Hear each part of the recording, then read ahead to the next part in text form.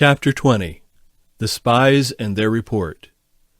This chapter is based on Numbers chapters 13 and 14. The Lord commanded Moses to send men to search the land of Canaan, which he would give unto the children of Israel. A ruler of each tribe was to be selected for this purpose.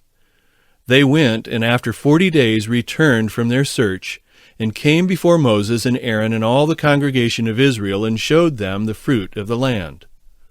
All agreed that it was a good land, and they exhibited the rich fruit which they had brought as evidence. One cluster of grapes was so large that 2 men carried it between them on a staff. They also brought of the figs and the pomegranates, which grew there in abundance. After they had spoken of the fertility of the land, all but 2 spoke very discouragingly of their being able to possess it.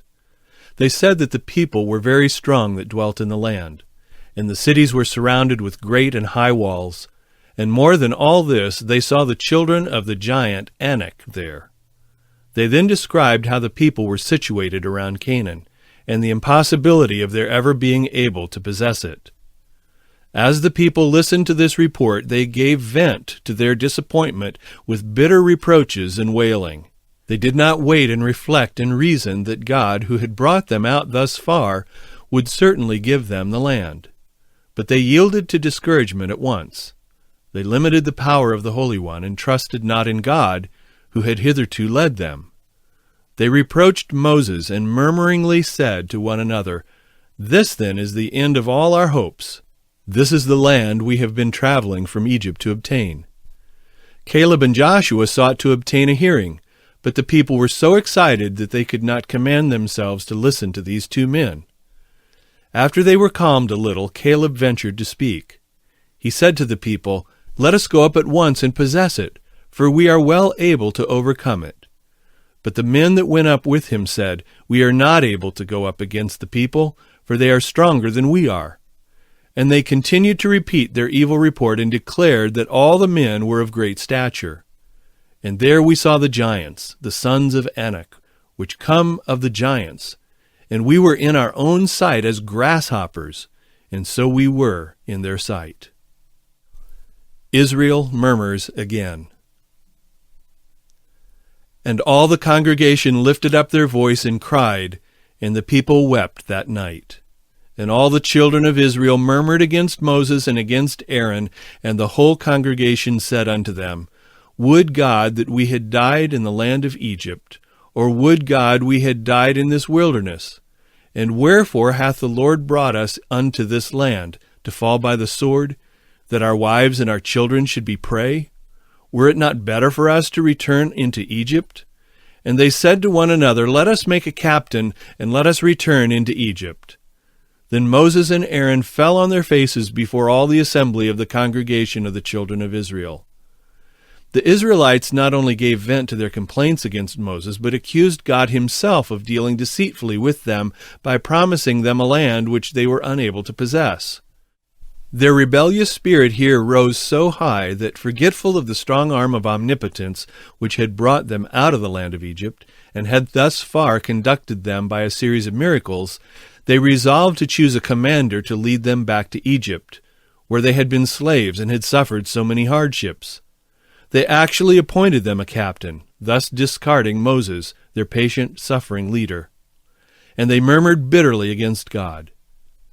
Moses and Aaron fell upon their faces before the Lord in the presence of all the assembly of the congregation to implore the mercy of God in favor of a rebellious people. But their distress and grief were too great for utterance.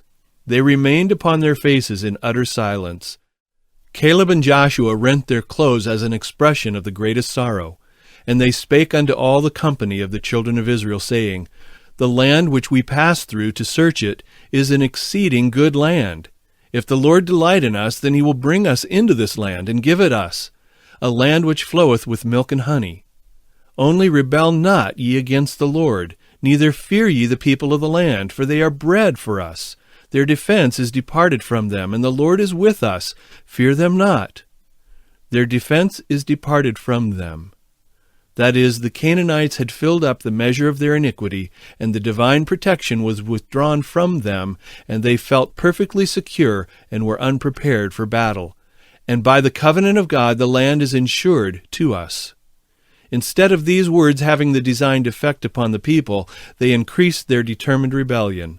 They became in a rage and cried out with a loud and angry cry that Caleb and Joshua should be stoned, which would have been done had not the Lord interposed by a most signal display of his terrible glory in the tabernacle of the congregation before all the children of Israel. Moses' prevailing plea. Moses went into the tabernacle to converse with God. And the Lord said unto Moses, How long will this people provoke me? And how long will it be ere they believe me? For all the signs which I have showed among them. I will smite them with the pestilence, and disinherit them, and will make of thee a greater nation and mightier than they. And Moses said unto the Lord, Then the Egyptians shall hear it, for thou broughtest up this people in thy might from among them. And they will tell it to the inhabitants of this land, for they have heard that thou, Lord, art among this people, that thou, Lord, art seen face to face, and that thy cloud standeth over them, and that thou goest before them by daytime in a pillar of a cloud, and in a pillar of fire by night.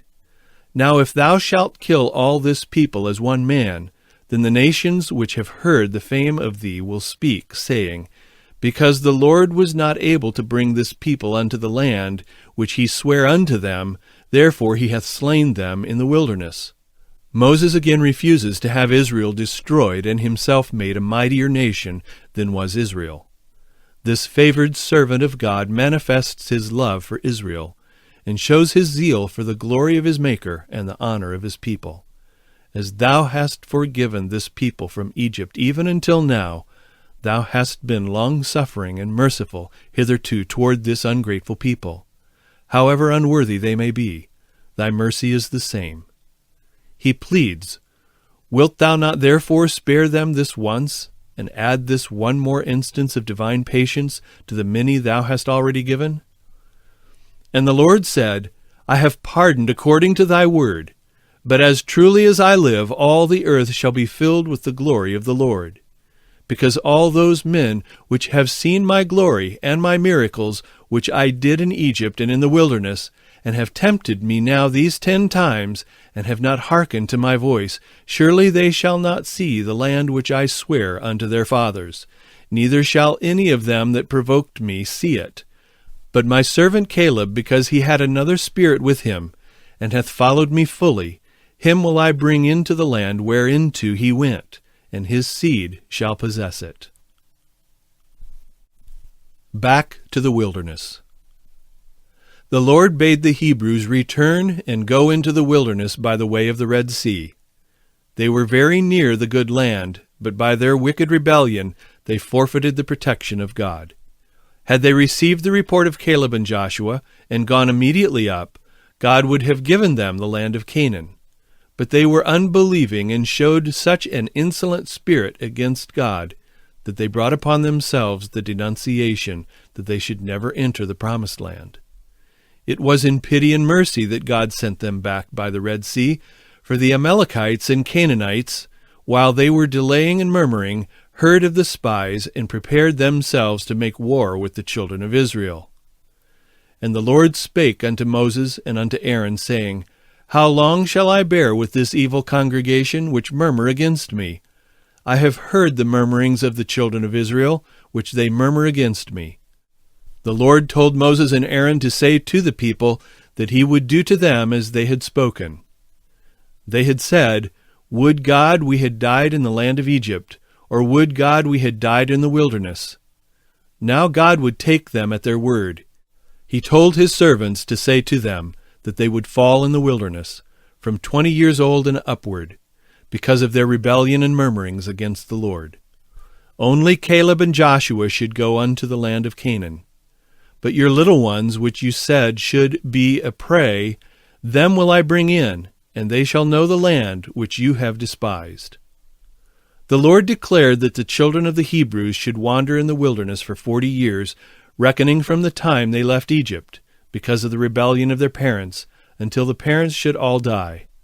Thus should they bear and suffer the consequence of their iniquity 40 years, according to the number of days they were searching the land, a day for a year.